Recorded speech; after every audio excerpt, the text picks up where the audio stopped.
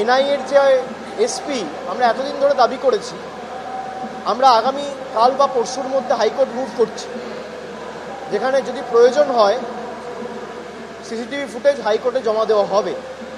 কিন্তু এই যে অভিযোগটা করার পর কোনো রকম কোনো অ্যাকশান নেওয়া হয়নি। আর রোজ রাজ্য পুলিশ প্রশাসন একটা করে অফিসার চেঞ্জ, যে পুরো মেদিনীপুর আপনি ডিএম চেঞ্জ করে দিয়েছেন, রাজ্য পুলিশের ডিজি চেঞ্জ করে দিয়েছেন, রোজ কোনো না কোনো অফিসার চেঞ্জ, কার কোনো প্রমাণ নেই, খালি বিজেপির অভিযোগের ভিত্তিতে। এটা দুর্ভাগ্যজনক। এই যে একতরফা ইলেকশন কমিশন ভারতীয় জনতা পার্টির তল্পিবাহক হিসেবে কাজ করছে, এটা অত্যন্ত দুর্ভাগ্যজনক। কিন্তু তাদের যত শক্তি আছে তারা প্রয়োগ করুক। যা পরিণতি 2021-এ হয়েছিল তার থেকেও খারাপ পরিণতি হবে। আমি আবার অন রেকর্ড ক্যামেরার সামনে দাঁড়িয়ে বলে গেলাম।